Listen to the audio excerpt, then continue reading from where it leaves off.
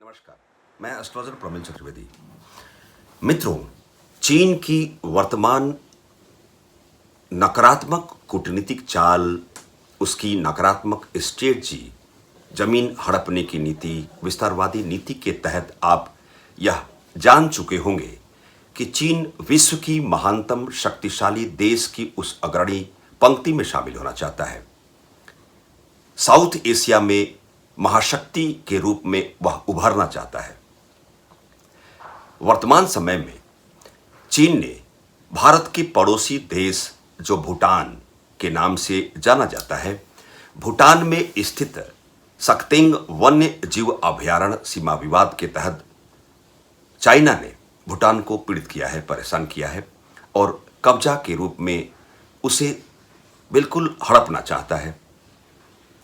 China की जो भी स्ट्रेटजी है, पूरे विश्व के परिदृश्य में 14 राष्ट्र पीड़ित हैं, परेशान हैं। हांगकांग, भूटान, तिब्बत, ताइवान की बात करें, भारत, नेपाल, पाकिस्तान की बात करें। वैसे भी चाइना अपने डिप्लोमेसी के तहत, आप इसे गौर फरमाएंगे तो अपने डिप्लोमेसी के तहत विभिन्न राष्ट्रों से एक ज्वाइंट वेंचर एग्रीमेंट करता हुआ चला आ रहा है। पाकिस्तान में डैम के रूप में आप देख सकते हैं, हाइड्रो पावर प्लांट के रूप में देख सकते हैं। नेपाल से भी वह ऐसा इस प्रकार की एग्रीमेंट में वह इंटरेस्टेड है। परंतु मित्रों, विश्व की महानतम शक्ति के रूप में किसी देश विशेष को आने के लिए या साउथ एशिया में महाशक्ति बनने के लिए जिस मुहूर्त काल में किसी देश का आविर्भाव, जो उसकी जन्म कुंडली है, बहुत कुछ व्याख्यायित करती है। मैं आपके समक्ष प्रस्तुत हुआ हूं। चाइना की कुंडली क्या ऐसी है कि साउथ एशिया में महाशक्ति के रूप में उभर पाएगी? क्या चाइना की कुंडली ऐसी है जो विश्व की महाशक्ति के रूप में अपने आप को चरितार्थ कर पाएगी? पहले तो आप जान लें कि चाइना का आविर्भाव जिस मुहूर्त काल में हुआ, 1 अक्टूबर 1949 सायं 3:15 बीजिंग वाली उस मुहूर्त काल वाली जो जन्म कुंडली है, मकर राशि और मकर लग्न की जन्म कुंडली चाइना की है। किसी देश विशेष की जन्म कुंडली के तहत लग्नेश किस प्रकार की व्यवस्था में है और मंगल की भावगत स्थिति कैसी है, यह दो इंपॉर्टेंट ऐसे फैक्टर हैं कि विश्व की महाशक्ति के रूप में अपने स्वयं को अग्रसरित करने के लिए उनकी जन्म पत्रिका में मंगल और लग्नेश की पोजीशन कैसी है। मित्रों, मकर राशि, मकर लग्न की चाइना की कुंडली में लग्नेश शनि मृत्यु भाव, अष्टम भाव की राशि में विराजमान है। वहीं कर्क राशि अर्थात नीच की राशि में मंगल 7वें भाव में पीड़ित अवस्था में है, जहां लग्नेश शनि शत्रु क्षेत्रीय अवस्था में सूर्य की सिंह राशि में 8वें विराजमान मृत्यु भाव में विराजमान है। वहीं मंगल कर्क राशि का नीच का है। 9 ग्रहों की श्रृंखला में किसी व्यक्ति विशेष की जन्मपत्रिका हो या देश की कुंडली हो, शक्ति संपन्नता के साथ अपने स्वयं को अग्रसरित करने के लिए, पावरफुल बनने के लिए मंगल का बेहतर होना जरूरी है। यह दोनों फैक्टर चाइना की कुंडली में बिल्कुल नहीं है। अर्थात इशारा क्या है?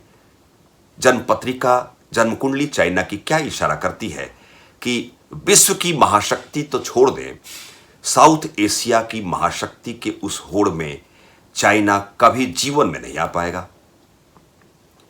मित्रों, मैं आपके समक्ष मैं यूं ही ऐसी बातें नहीं कर रहा हूं, इसके कई रीजन हैं। चाइना की जन्मपत्रिका में जहां दशा प्रतिकूल अवस्था में चाइना चल पड़ा है, बुध की महादशा और बुध की अंतर्दशा काल में चाइना चल पड़ा है। बुध वक्री है, निस्तेज है, अस्त है और चाइना की मकर लग्न की जन्म कुंडली में 6ठे भाव शत्रु रोग व्याधि ऋण भाव का अधिपति मिथुन राशि प्रथमता सस्टेस का फल देने वाला है, जो चाइना की जन्मपत्रिका में 17 वर्षों की बुध की महादशा का आधा समय अर्थात 8.5 साल का समय पीड़ाकारी है।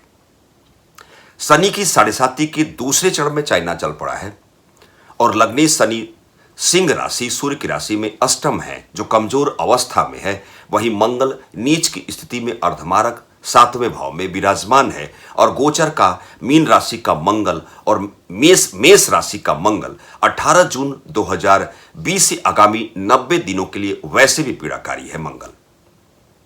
मित्रों, भूटान की बात करते हैं तो भूटान में स्थित सक्तेंग वन्य जीव अभयारण्य को लेकर सीमा विवाद के रूप में चाइना ने भूटान को घेर रखा है।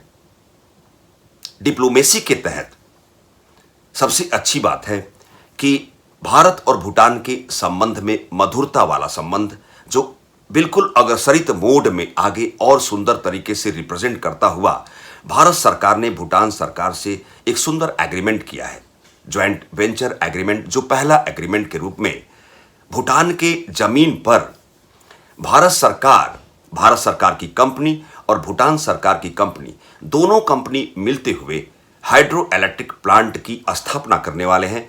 अर्थात जो भी फंडिंग होगी वह भारत की सरकार करेगी और भूटान के सरजमीन पर, वहां के जमीन पर, वहां के परिक्षेत्र में भूटान सरकार और भारत सरकार दोनों के मेल से वह हाइड्रो पावर प्लांट का इंस्टॉलेशन होगा। जो बिजली की उत्पादन होगी उसे भारत सरकार बेचेगी, उसके बदौलत एक बड़ी करेंसी की मुहैया कराएगी भूटान सरकार को, भारत सरकार कराएगी।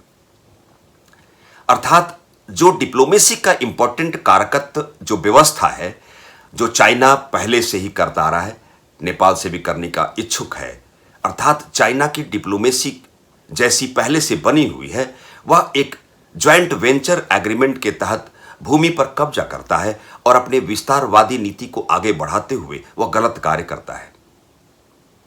भारत भूटान के साथ शुरुआती दौर से ही रहा है और भूटान की जनपत्रिका सनी से प्रभावित है।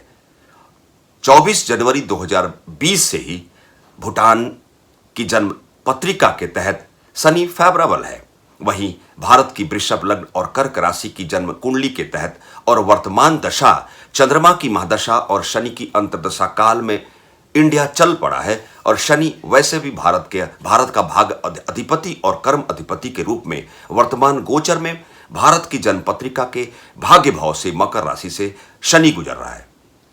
अर्थात जैसे चीन के विरुद्ध भूटान में ऑलरेडी आंदोलन हो चुका है, भारत की सकारात्मक दशा चल रही है, वहीं भूटान की ग्रह स्थिति में अनुकूलता का योग बना हुआ है।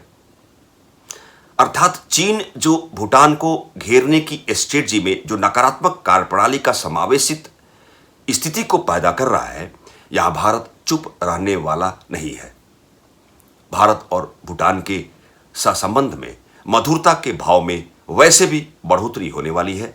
भारत में ग्रहों का सकारात्मक प्रभाव और भूटान की जन्मकुंडली के तहत जो ग्रहों की जो वर्तमान मौजूदा काल में ट्रांजिट गोचर की जो व्यवस्था है और भूटान की जन्मकुंडली के तहत जो दशा काल है, वह बहुत ही फेवरेबल है, अनुकूल है। मित्रों, चाइना की जमीन हड़पने की नीति, विस्तारवादी नीति की बात करें, विश्व की महाशक्ति बनने की उस होड़ में शामिल होने के लिए मतिभ्रम का शिकार चाइना वर्तमान मौजूदा काल में ऑलरेडी हो चुका है। चाइना की जन्मकुंडली के तहत विश्व की महाशक्ति की होने की बात छोड़ दे, साउथ एशिया में वह जीवन में कभी भी महाशक्ति के रूप में पनप नहीं पाएगा।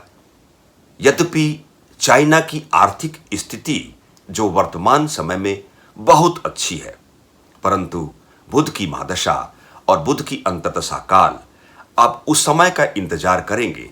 फरवरी 2022 तक आते हुए चाइना की अर्थव्यवस्था में गिरावट आएगी। चाइना में आंतरिक कलह की उस व्यवस्था को भी आप और हम देखेंगे। चाइना की नकारात्मक कार्यशैली और चाइना की मतिभ्रम का शिकार जो चाइना वर्तमान मौजूदा काल में हो चुका है, चाइना की विदेश नीति पतित हो रही है। पूरा विश्व चाइना को संदेह की दृष्टि से देख रहा है। जन्म कुंडली चाहे व्यक्ति विशेष की हो, देश विशेष की हो, ग्रहों सितारों की चाल, 9 ग्रहों की संकल्पना, ग्रहों की प्रकृति स्वभाव और दशा से दिशा मिलती है। जो वर्तमान मौजूदा काल में चाइना की दशा है, ग्रह गोचर की व्यवस्था है, शनि की 7.5 के फेज से चाइना गुजर रहा है। पीड़ित अवस्था में ऑलरेडी चाइना आ चुका है। चाइना भूटान का कुछ भी बिगाड़ नहीं पाएगा। मित्रों, इस छोटी सी व्याख्यान के तहत मैं एस्ट्रोलॉजर प्रवीण चतुर्वेदी, नमस्कार।